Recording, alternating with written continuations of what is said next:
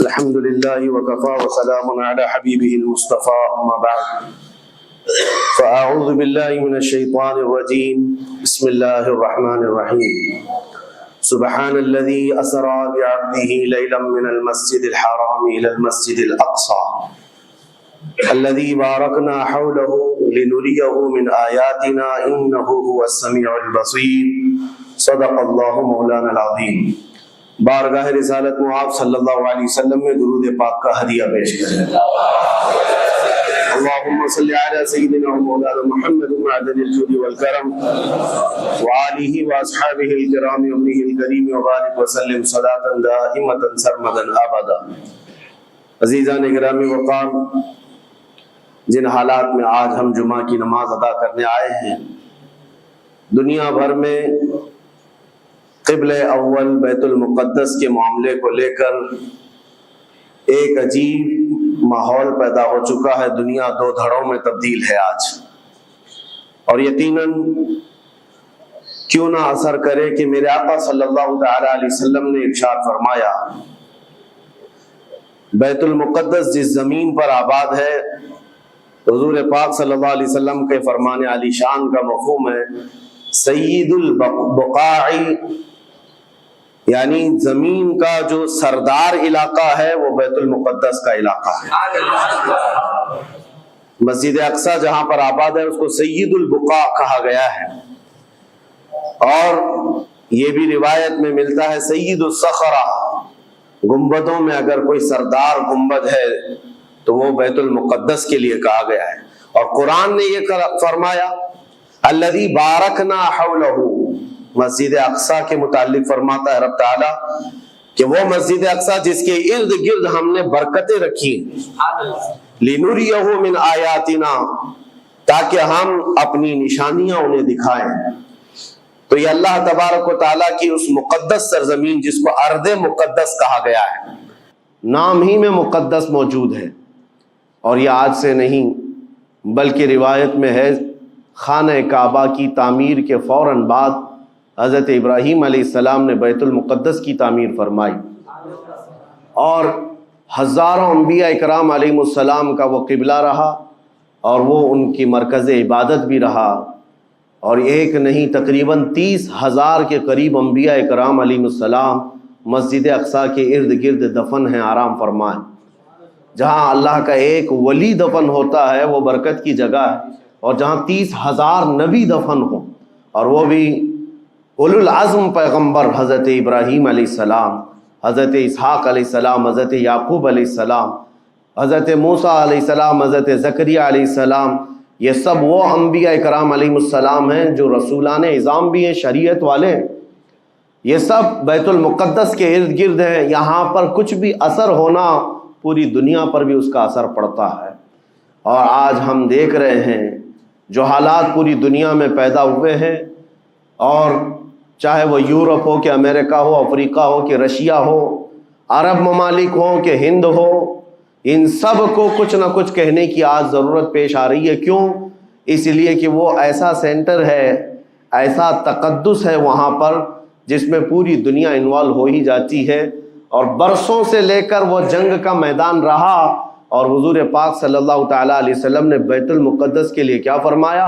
صحابہ نے جب اس زمین کے بارے میں پوچھا تو میرے آقا نے فرمایا وہ حشر و نشر کی جگہ ہے، حشر و نشر کی جگہ ہے، یعنی قیامت کے قریب سارے لوگوں کو ادھر ہی ہانک دیا جائے گا، اور قیامت وہیں آنی ہے۔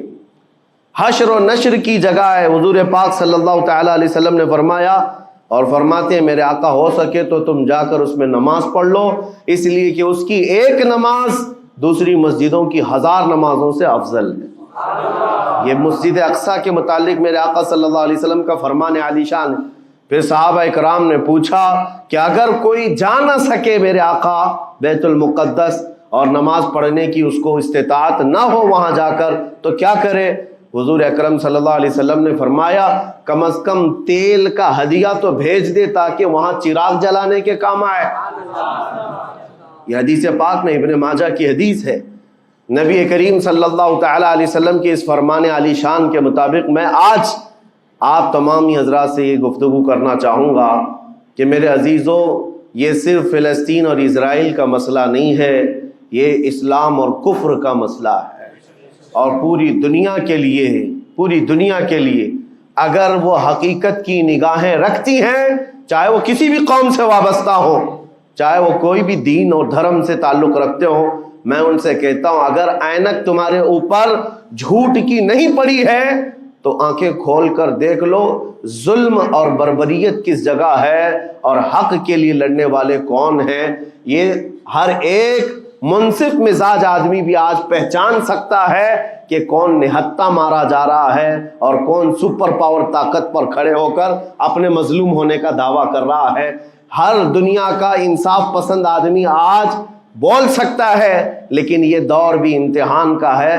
جتنے کیڑے مکوڑے دل میں بغض و عداوت رکھتے ہیں اسلام کے، وہ ظالموں کے ساتھ کھڑے ہوئے نظر آتے ہیں، آج ظالموں کے ساتھ کھڑے ہوئے نظر آتے ہیں۔ نبی کریم صلی اللہ تعالی علیہ وسلم نے فرمایا مسلمانوں آپ اپنی اوپینین، اپنی رائے کیا رکھتے ہیں یہ بہت امپورٹنٹ ہے، دنیا کیا کہتی ہے اس سے مجھے غرض نہیں، تمہارا تعلق تمہارے نبی پاک کے فرامین سے ہے۔ خبردار خبردار تم کبھی ان ظالموں کی حمایت میں نہ آنا، ورنہ قرآن کہتا ہے وَلَا تَرْكَنُوا، اللہ تعالیٰ فرماتا ہے اس طرف تم توجہ بھی مت کرنا، جھکاؤ بھی مت رکھنا، جس طرف ظالم گئے، جس طرف ظالم گئے ہیں اس طرف جھکاؤ بھی مت رکھنا۔ اور آج کہیں ایسا نہ ہو کہ دنیا تمہارے پاس بہت آ گئی، چکا چوند دنیا دیکھ کر جیسے امارات والے ہوئے، متحدہ عرب امارات، دبئی جیسے آج انٹرنیشنل سٹی ان کے پاس مل گئی ہے، پوری دنیا وہاں پر تجارت کرنے لگ گئی، بحرین جیسے کنٹریز، ان کے پاس دنیا کی فراوانی آ گئی، تو آج وہ یہ سمجھنے لگ گئے کہ ہم کو مظلوم اور غریب فلسطینیوں کی مدد میں بات نہیں کرنی چاہیے، جو سپر پاور طاقت ہے اس کے ساتھ کھڑا ہونا چاہیے، کیونکہ ہماری ٹریڈنگ کا مسئلہ ہے، ہماری تجارت کا مسئلہ ہے۔ وہ یہ بھول گئے کہ ان کا اسلام کہاں ہے، ان کے آباء و اجداد کی روایت کہاں ہے۔ لیکن میں آپ سے کہتا ہوں ان کے نقشے پر چل کر کبھی اپنی رائے کو بدل نہ دینا۔ بعض مسلمانوں میں یہ گفتگو پھیلی ہوئی ہے کہ کیا ہم ہی مسلمان ہیں ہندوستان کے، کیا ہم ہی لوگ ہیں جو اپنی رائے بنائیں، وہ بڑے بڑے لوگ ہیں، عرب لوگ ہیں اور بڑے بڑے مشائخ ہیں وہاں پر، ان لوگوں نے رائے الگ بنائی ہے، وہ دنیا کے اور پیسوں کے پجاری بن گئے ہیں، ان کے ہاں نفس غالب آ چکا ہے اور شیطان کا ان کے اوپر غلبہ ہے، وہ حق نہیں دیکھ رہے ہیں۔ میرے عزیزو کہیں تم اپنی رائے اس طرح بنا لیے تو حدیث کو جھٹلانے والے ہوں گے۔ اللہ کے حبیب صلی اللہ علیہ وسلم کی حدیث سناتا ہوں، حضور پاک صلی اللہ علیہ وسلم فرماتے ہیں لا تزال عصابۃ من امتی یقاتلون علی ابواب دمشق وما حولها وعلى ابواب بیت المقدس ظاہرین علی الحق۔ حضور پاک صلی اللہ علیہ وسلم فرماتے لا یضرهم خذلان من خذلهم ظاہرین علی الحق الى ان تقوم الساعہ۔ میرے آقا فرماتے ہیں قیامت تک میری امت میں ایک جماعت ایسی ہوگی جو دمشق کے دروازوں پر اور بیت المقدس کے دروازوں کے اطراف میں حق کے لیے کھڑی رہے گی قیامت آنے تک۔ اور حضور پاک نے یہ بھی فرمایا، میرے آقا مخبر صادق صلی اللہ علیہ وسلم کے فرمان آج ہم اپنی آنکھوں سے دیکھ رہے ہیں، حضور فرماتے لا یضرهم خذلان من خذلهم۔ میرے آقا فرماتے ہیں دنیا کے بڑے بڑے دھوکہ دینے والوں کا دھوکہ انہیں کچھ اثر نہیں کرے گا، انہیں کوئی نقصان نہیں پہنچائے گا۔ آج بڑے بڑے پیٹروٹ میزائل داغ کر کے اگر وہاں کے علاقوں کو ختم کرنے کا دعویٰ کر رہے ہیں تو مجھے میرے نبی کے فرمان پر یقین ہے یہ کبھی نہیں ہو سکے گا، کبھی نہیں ہو سکے گا۔ کچھ عمارتوں کے گر جانے اور کچھ بچوں کے اور کچھ لوگوں کے قتل ہو جانے کا نام یہ جیت اور فتح نہیں ہے۔ میرے عزیزو آج ہم ان ظالموں کو دیکھ رہے ہیں جن کا دعویٰ تھا کہ دنیا میں ان سے بہتر ڈیفنس طاقت کسی کے پاس نہیں، ان سے بہتر بنکر کسی کے پاس نہیں، ان سے بہتر سائرن بجانے کی طاقت کسی کے پاس نہیں، پوری دنیا کو زہریلے ہتھیار بیچنے والی طاقتیں۔ آج ہم نے یہ بھی دیکھا ہے کہ صرف محض ایک چھوٹی سی جماعت سے ان کے ہاتھ پیر ڈھیلے نظر آتے ہیں اور ان کے جسموں میں کپ کپی نظر آتی ہے, پوری طاقت تمہاری ایک جگہ. میں ابھی چند دنوں قبل عمرہ میں تھا جب یہ پڑھ رہا تھا کہ ایک چھوٹی سی جماعت جس کو پوری انٹرنیشنل دنیا مل کر کے آتنکواد گھوشت کرتی ہے, امریکہ ہو, یو کے ہو اور دوسری بہت ساری طاقتیں, وہاں پر فلسطینیوں کی حمایت میں لڑنے والے ان مجاہدین کو یہ آتنکواد کہتے ہیں, ٹیررسٹ کہتے ہیں, جو اپنے چھوٹے سے علاقے کو بچانے کے لیے اپنی جانیں دے رہے ہیں, وہ آتنکواد ہیں, وہ ٹیررسٹ ہیں. ان کے پاس کھانے پینے کی چیزیں نہیں رہ گئی, ان کی کرنٹ سپلائی بند کر دی گئی, ان کا پانی بند کر دیا گیا, پھر بھی وہ آتنکواد ہیں. میرے عزیزو, یہ دنیا کا دغلا معیار دیکھو آپ. رشیا پورے یوکرین کو تباہ کرتا رہا, پورا راکھ میں بدل دیا. ان ظالم کتوں کی زبان پر کبھی نہیں آیا کہ رشیا آتنکواد ہے یا رشیا ٹیررسٹ ہے. یہ میڈیا میں بھونکتے رہے, رشیا اور یوکرین کی وار چل رہی ہے, زمین کا مسئلہ ہے. ارے ہزاروں لوگوں کو رشیا راکھ میں بدل کر رکھ چکا ہے. کیوں نہیں بولتے اس کے متعلق, کیوں نہیں کہتے کہ وہ آتنکواد ہے؟ اس لیے کہ یہ ظالم دجالی میڈیا جتنے ہیں, انہیں پتا ہے ان کے باپ داداؤں سے بڑی طاقت اس کے پاس موجود ہے. طاقتوں کی پوجا کرنا اور بڑی بڑی طاقتوں کو سلام کرنا یہ ان کی فطرت میں داخل ہے. اور ہم الحمدللہ مسلمان ہر وقت یہ فیصلہ رکھتے ہیں کہ جو غریب ہے, جو مظلوم ہے, وہ چاہے ایک سکہ بھی نہ رکھتا ہو, ہم اس کی حمایت میں ہمیشہ کھڑے رہتے ہیں. یہ اسلام کی خاصیت ہے. ہم طاقت و قوت اور تخت کو دیکھ کر کسی کی حمایت میں نہیں کھڑے ہوتے, بلکہ حق و باطل کو دیکھ کر اگر مظلوم چھوٹی سی جگہ پر بھی ہے تو ہم اس کے ساتھ کھڑے ہیں. اسلام میں ہو یا نہ ہو, اگر وہ مظلوم ہے تو اس کی آواز ہم اٹھاتے ہیں. عزیزان گرامی وقار, جس کو اپنی طاقتوں پر خوب بھروسہ تھا, میں ایک بات عرض کرتا ہوں, مسلمانوں آج جاگنے کی ضرورت ہے, بیداری کی ضرورت ہے. تمہارے دماغوں پر یہ پٹی ڈالی گئی ہے اور یہ بٹھایا گیا ہے, ان کے پاس بہت بڑی بڑی طاقتیں, تمہارے ادھر ادھر کرنے سے کچھ نہیں ہوتا, تمہاری آواز اٹھانے سے کچھ نہیں ہوتا.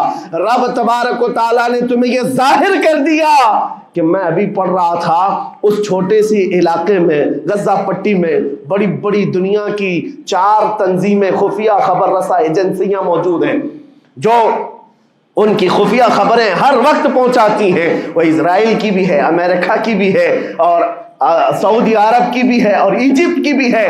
4 بڑے بڑی کنٹریز کی خفیہ ایجنسیاں کام کر رہی ہیں, اور سب کی سب خفیہ خبر رساں ایجنسیاں فیل ہو گئی, ناکام ہو گئی. اس کے باوجود اسرائیل کے درندوں کو یہ وحشتناک چیز دیکھنی پڑی. دنیا آج اس میں حیرت میں ہے کہ ایسا کیسے ہو گیا, ایسا کیسے فیل ہو گیا, یہ سسٹم کیسے کام نہیں کر سکا, ہمیں پہلے سے اطلاع کیسے نہیں ملی. میں قرآن پڑھ کر کے بتاتا ہوں, میرا رب فرماتا ہے وَمَكَرُوا وَمَكَرَ اللَّهُ وَاللَّهُ خَيْرُ الْمَاكِرِينَ. کافر منصوبہ بناتے ہیں اور اللہ خفیہ تدبیر کرتا ہے, اور اللہ کی خفیہ تدبیر غالب آتی ہے.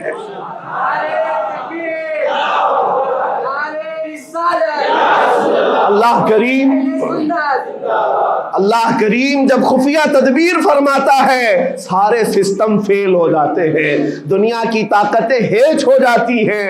آپ کبھی یہ مت سمجھنا کہ دنیا کے پاس بہت بڑی طاقتیں ہیں. نہیں مسلمانوں, ایمان اس کا نام نہیں ہے. اقبال نے بہت پہلے کہا تھا, اللہ کو پامرد مومن پہ بھروسہ, ابلیس کو یورپ کی مشینوں کا سہارا. ان کے پاس یورپ کی مشینوں کا سہارا ہے, لیکن مسلمان کو اپنے رب کی طاقت پر بھروسہ ہے. میرا رب غالب حکمت والا ہے اور وہ قدرت والا ہے. جس وقت رب تعالیٰ چاہے, کیا آپ نے تاریخ نہیں پڑھی, وہ اگر اپنے نبی کی حفاظت کرنا چاہے تو مکڑی کے جال سے حفاظت کرتا ہے, کبوتری کے انڈوں سے حفاظت کرتا ہے. وہ اپنے حبیب کی حفاظت کرنا چاہے اور کسی نبی کی حفاظت کرتا ہے, مچھلی کے پیٹ میں رکھ کر کے یونس کی حفاظت کر رہا ہے, اور ابراہیم علیہ السلام کو آگ میں ڈال کر کے بھی اس تپش سے بچا تراشا رہا ہے اور اسماعیل علیہ السلام کی گردن پر چھری چل رہی ہے، پھر بھی اس چھری سے بچانے والا مولا کون ہے؟ اور سمندر میں اتر جانے کے بعد موسیٰ علیہ السلام کی بڑی فوج کو راستے دینے والا مولا کون ہے؟ آپ جانتے ہیں ابراہیم علیہ السلام کو آگ سے بچانے والا، یونس علیہ السلام کو مچھلی کے پیٹ میں زندہ رکھنے والا، موسیٰ علیہ السلام کو سمندروں میں راستہ دینے والا وہی خدا ہے جو اپنے حبیب کو کفار مکہ کے ہر ظلم سے بچانے والا، ان کے رات کے منصوبوں کو خاک میں ملانے والا، میرے حبیب کو ان کافروں کے سامنے سے ایسے گزارنے والا کہ وہ کافروں کی آنکھیں ہمیشہ کے لیے اندھی ہو کر رہ جائیں۔ وہ مولا کل بھی تھا، آج بھی ہے اور ہمیشہ رہے گا۔ وہ اللہ حی و قیوم ہے، اس کی ذات پر توکل رکھو، یقین رکھو۔ آج دنیا کے ان حالات کو دیکھ کر مسلمانوں کا ایمان اور مضبوط ہو جائے اور مضبوط ہو جائے۔ آپ یہ سوچتے ہوں گے ہمیں کیا کرنا چاہیے، ہم یہاں بیٹھ کر کیا کریں؟ میں تو اس بات کو کہوں گا آپ واٹس ایپ جہاد میں مصروف نہ رہیں، ادھر کی ادھر چیزیں شیئر کرتے ہوئے گھر میں بیٹھ کر کے رات بھر اپنی مرغن غذاؤں میں اور بستروں پر سوتے رہے نہیں۔ اگر تمہارا دل روتا ہے کسی ایک بچے کی آہ پر تم پہنچ تو نہیں سکتے، لیکن کسی غریب کی ایک درد پر تمہارا دل روتا ہے، اللہ کی بارگاہ میں وہ بھی لکھا جاتا ہے، وہ بھی لکھا جاتا ہے اور تم کو ان کے شریکوں میں شمار کیا جاتا ہے۔ تم اگر رقت کے ساتھ بیٹھ کر کے دعا کرتے ہو، سوچو آج آپ اپنے گھر میں ہیں، تمہارا بیٹا نکلا، جوان بیٹا نکلا، اس کی خبر آئی کہ اچانک اس کی لاش کہیں تڑپتی ہوئی نظر آئی، جیسے خبر سنو گے تمہارا کھانا پینا حرام ہو جاتا ہے، تمہارے گھر بار کا چین و سکون غارت ہو جاتا ہے۔ کیا ہوتا ہے جب اپنا ایک جوان بیٹا کہیں کسی حادثے میں انتقال ہونے کی خبر بھی آ جائے، بے چینی اور گھر میں کوہرام مچ جاتا ہے۔ یہ چیز کیوں ہوتی ہے؟ کیونکہ تمہارا تعلق ہے، جسمانی بھی روحانی بھی تعلق ہے اپنے بیٹے سے۔ اور میرے آقا نے فرمایا مثل المؤمن کمثل جسد اذا اشتكى عضو تداعى له سائر الجسد بالسهر والحمى۔ میرے آقا فرماتے ہیں پورے مومن جتنے بھی دنیا میں ہیں سارے مومنین ایک جسم کی طرح، میرے آقا فرماتے ہیں ایک جسم کی طرح ہیں، اگر ایک عضو کو تکلیف ہو تو پورے جسم میں بخار آ جاتا ہے، ایک عضو کو تکلیف ہو تو پورے جسم میں بخار آتا ہے۔ آج تمہاری کیفیت یہ ہونی چاہیے جس وقت ان حالات کو دیکھو تمہارا دل روئے، تمہاری بے قراری بڑھ جائے، تمہاری بے چینی بڑھ جائے اور بارگاہ رب العزت میں گڑ گڑاؤ کہ مولا اگر ہمارے برے اعمال کی وجہ سے، ہمارے گناہوں کی وجہ سے ہمارے بھائیوں پر اگر یہ آفت آئی ہے تو میں توبہ کرتا ہوں، میں باز آتا ہوں مولا، میں اپنی حرکتوں سے توبہ کرتا ہوں۔ آج تمہیں پتا ہے یہ آج کا حادثہ نہیں، اس دنیا کو میں جتنا کوسوں کم ہے جو دغلی پالیسی رکھتے ہیں، جو ڈبل سٹینڈ رکھتے ہیں، ان کو جتنا بولوں کم ہے، میں ڈرتا نہیں ہوں اس بات پر، لیکن آج دل بھرا ہوا ہے ان مظلوموں کی آواز کو سن سن کر کے، جن کے گھروں پر رات بھر بمباری ہوتی ہے، جن کے شہر کا پورا بادل پٹاخوں سے نہیں میزائلوں سے روشن دکھتا ہے۔ میرے عزیزوں کیسی راتیں وہ گزارتے ہیں، ماں رات کو اپنے بچے کو گلے سے لگا کر سوتی ہے، اس کو یقین نہیں ہوتا صبح تک میرا لال میرے ساتھ رہے گا، انہیں پتہ بھی نہیں ان کے دروازوں پر موت دستک دے رہی ہے۔ 5000 سے زیادہ راکٹ داغ کر کے ابھی بھی ختم نہیں کیا گیا، اور ظلم اتنا ہونے کے بعد حیرت ہوتی ہے اس دگلی دنیا پر میڈیا میں بار بار یہ کہا جاتا ہے ان آتنکیوں کا خاتمہ کیا جا رہا ہے، آتنکوادیوں کو نیست و نابود کیا جا رہا ہے، جن کی زمین پر 70 سال سے قبضہ کر کے بیٹھا ہے، دنیا اس پر کچھ نہیں بولنا چاہتی۔ آپ کو پتا ہے ہسٹری جنہوں نے پڑھا نہیں وہ آج بھوک رہے ہیں، جن کو تاریخ معلوم نہیں ہے وہ ٹپنی دینے کی کوشش کر رہے ہیں، ان کو اپنے باپ داداؤں کی تاریخ نہیں معلوم، یہ فلسطین کی تاریخ پر چل پڑے۔ پتا ہے 1917 میں صرف 4000 یہودیوں کو رہنے کی اجازت دی گئی تھی، جب یہ پوری دنیا سے مارے مارے گھوم رہے تھے، ان کے لاکھوں یہودیوں کو مار کر ختم کیا گیا تھا۔ اس وقت فلسطین میں 4000 یہودیوں کو پناہ دی گئی تھی، اور یہ 4000 سے بڑھتے بڑھتے بڑھتے پوری دنیا سے ہجرت کر کے آتے رہے، 1948 में इन्होंने अपने मुल्क का ऐलान कर दिया। दुनिया को ये नहीं पता है, आज सब पता है। नक्शा देख देख करके सब शेयर कर रहे हैं। 1970 में इतना था इजराइल, 40 में इतना हो गया, फिर 67 में इतना हो गया, सब शेयर कर रहे हैं। तुम्हारी अकल मारी गई है जब देख रहे हो कि एक जालिम आदमी किसी के जमीन पर कब्जा करता करता करता पूरा बढ़ गया।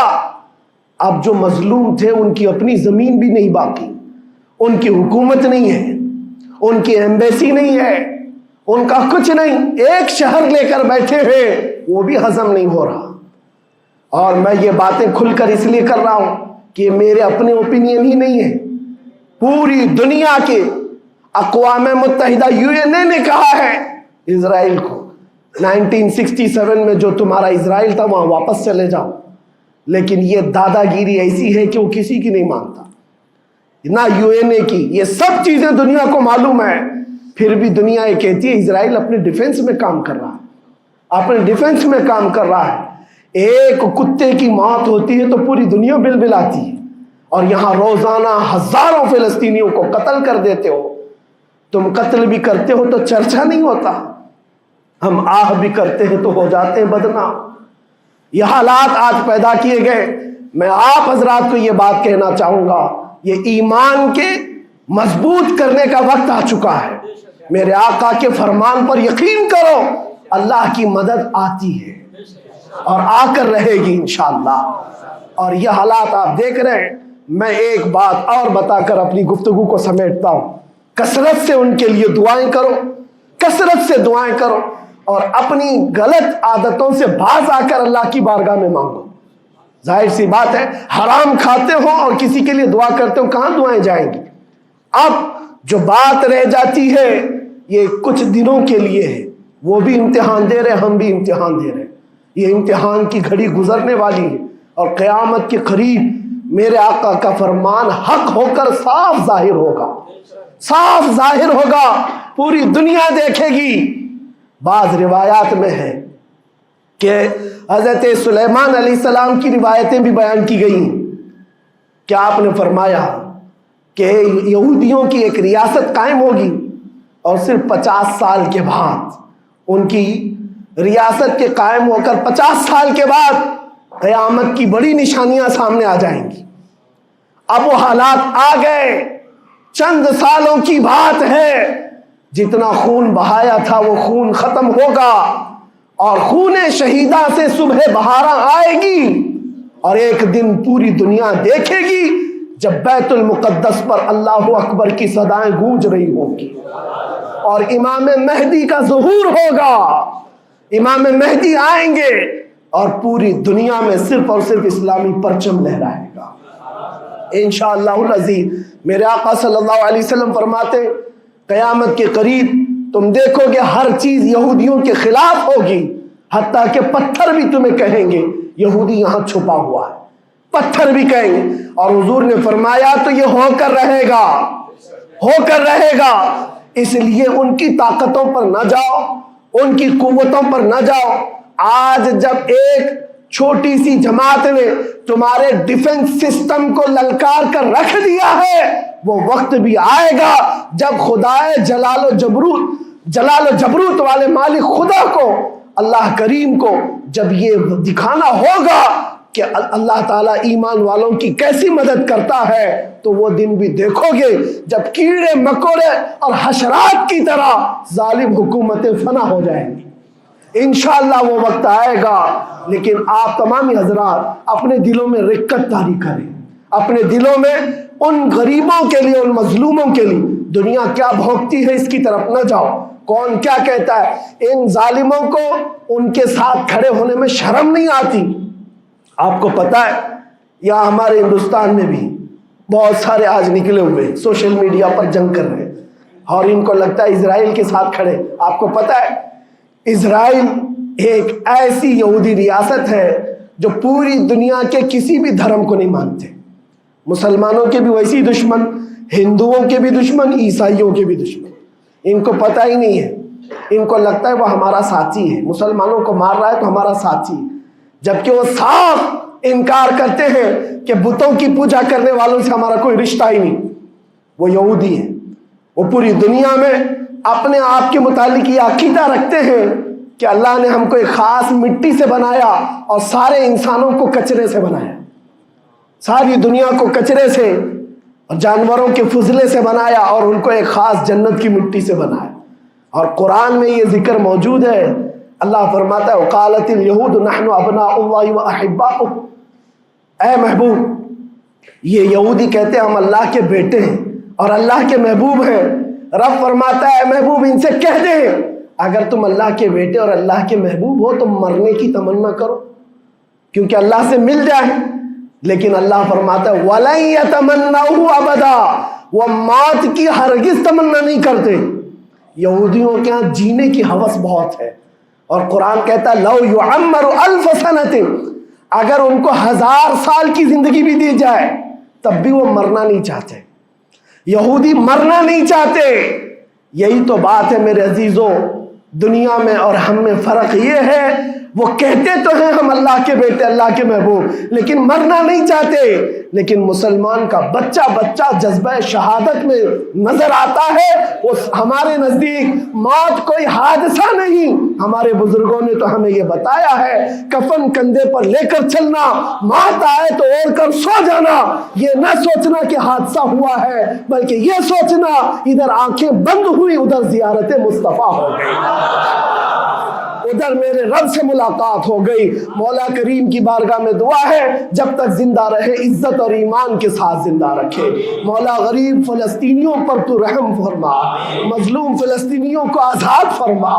اے کریم ارحم الراحمین, تو نے فرمایا جب بندہ مجھے مصیبت میں پکارتا ہے میں اس کی پکار کو سنتا ہوں. اے مولا آج فلسطینیوں سے زیادہ کون مظلوم ہے, ان سے زیادہ کون مصیبت میں ہے اور تجھ سے زیادہ کون رحم کرنے والا ہے. اے مالک و مولا ان پر رحم کی بارشیں فرما. اے اللہ ان پر رحم کی بارشیں فرما اور ظالم طاقتوں کو فنا فرما دے, ان کو نیست و نابود فرما, ان کو کیفر کردار تک پہنچا. اسلام و سنیت کا بول بالا فرما, کفر و شرک کا منہ کالا فرما. وصلی اللہ تعالی علی خیر خلقہ محمد وآلہ واصحابہ اجمعین برحمتک یا ارحم الراحمین.